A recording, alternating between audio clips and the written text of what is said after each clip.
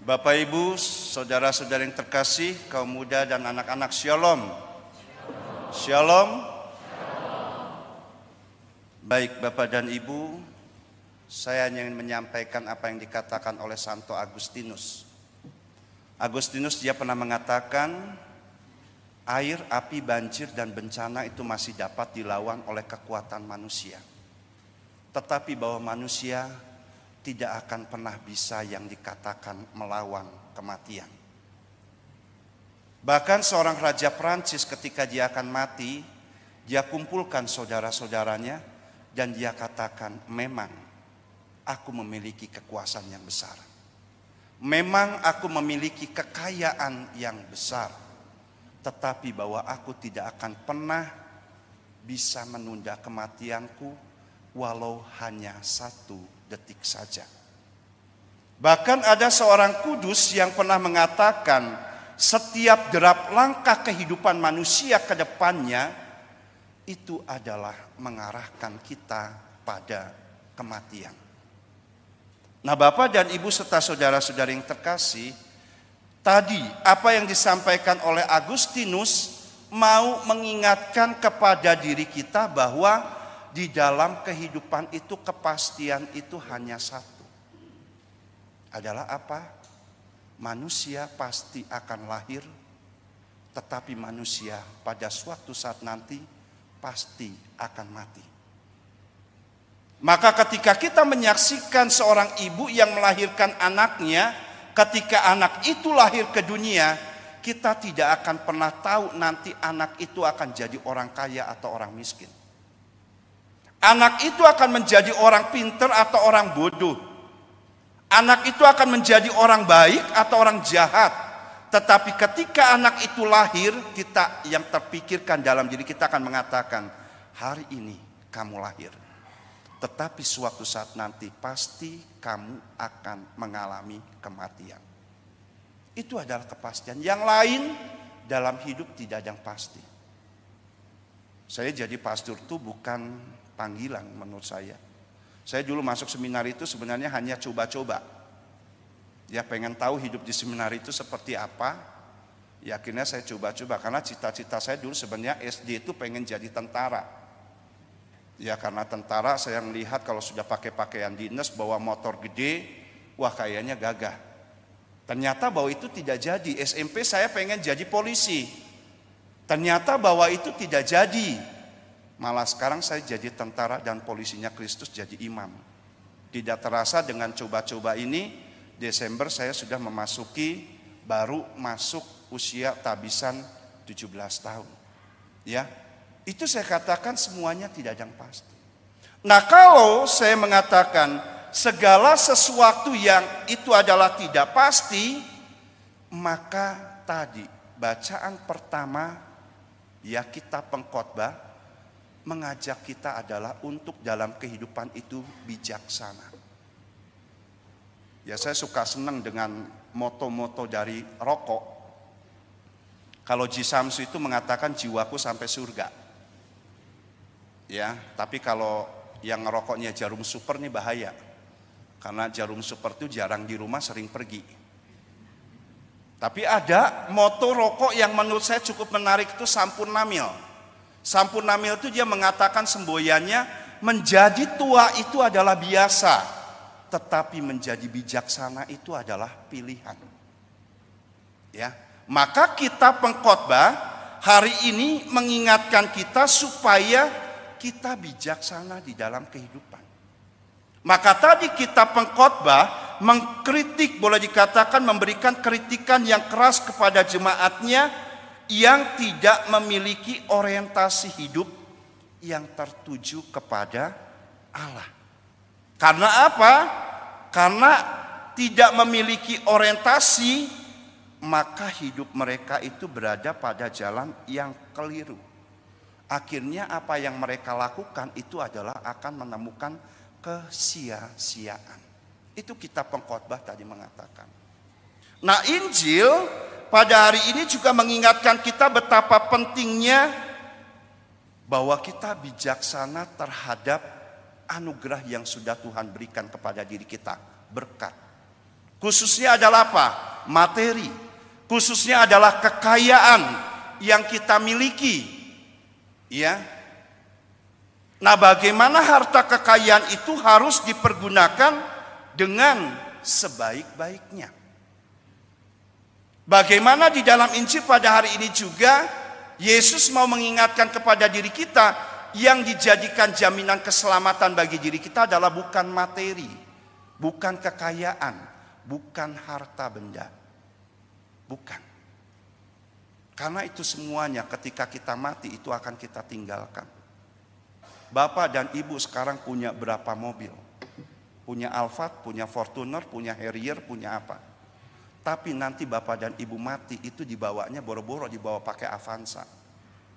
Dibawa pakai apa? Mobil jenazah. Kita punya tanah seluas apapun, rumah sebesar apapun, di beberapa tempat. Tapi kita harus sadar suatu saat nanti kita mati, rumah kita ukurannya berapa? 1x2. Saya suka sharing dengan para imam. Kita jadi pastor ya, mengabdi buat gereja. Tapi upah kita nanti pada saat mati, upahnya hanya apa? Ya tanah di Kalimulya ukuran 1x2. Nggak ada yang lain. Kita punya barang apapun juga saat kita meninggal, bahwa itu akan kita tinggalkan. Ya. Maka di sini diingatkan ya, bagaimana akhirnya kita menggunakan harta kekayaan itu.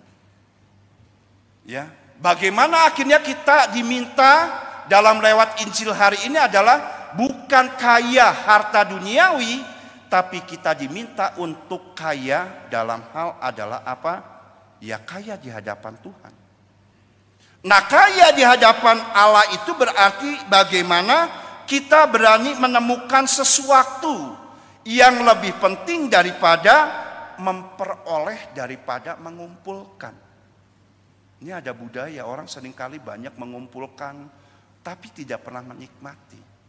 Bahkan apa yang sudah didapatkan itu sebagai anugerah Tuhan, itu juga tidak disadari bahwa itu juga harus kita bagikan juga kepada sesama.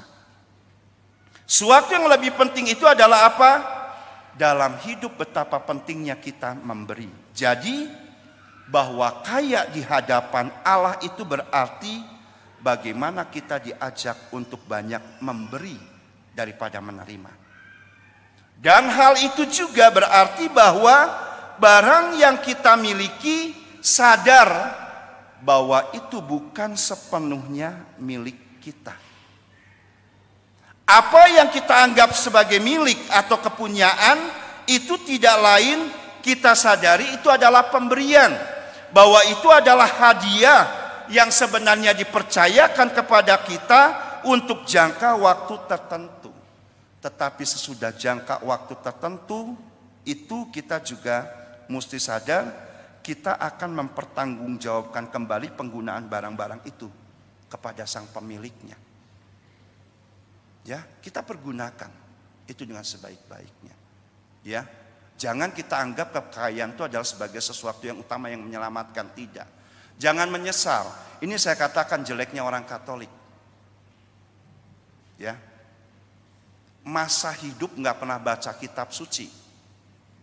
Tapi kalau sudah mati, dibawain kitab suci. Udah mati baru suruh baca kitab suci, dibawain. Masa hidupnya boro-boro ke gereja, boro-boro memuji Tuhan, tapi sudah mati dibawain tuh puji syukur, suruh nyanyi. Enggak pernah doa rosario, dibawain rosario, dibawain baju, emang ganti nanti di sana? Enggak, karena orang mati sudah tidak membutuhkan apa-apa. Maka kekayaan itu adalah ya bukan yang utama. Pergunakan harta kekayaan kita juga adalah untuk berbagi kasih terhadap sesama. Jangan menyesal, saya katakan, seperti yang lewat bacaan Injil pada hari ini, seseorang yang bertanya kepada Yesus, Yesus, ini saya harus menyimpan di mana lagi nih harta kekayaan saya yang begitu banyak. Akhirnya Yesus katakan, hari ini juga kamu akan kupanggil, mau ngapain? Ini orang Sunda nih selalu ngomongnya apa? Kumaha engke, kumaha engke. Bukan kumaha engke.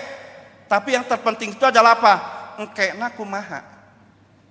Jangan pikir gimana nanti, tetapi nantinya gimana. Karena ketika kita mati, kita tidak diadili dengan kekayaan kita, tapi dengan kematian kita hanya diadili dengan dua tuntutan. Satu adalah iman. Iman merupakan sesuatu yang penting. Maka tadi kita diminta adalah kaya di hadapan Allah. Iman penting.